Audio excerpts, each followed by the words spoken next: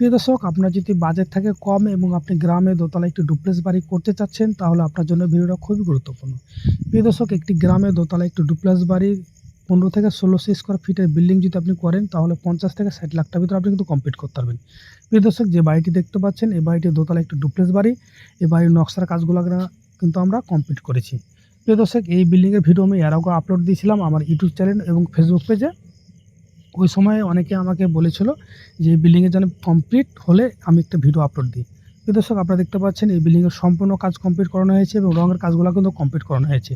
এই বিল্ডিংয়ে অত্যন্ত নিখুঁতভাবে সিমেন্ট বালু দিয়ে নকশার কাজগুলো করেছি। আপনারা যদি চান আমাদেরকে দিয়ে বাংলাদেশের যে কোনো স্থানে নকশার কাজগুলো কিন্তু করাতে পারেন।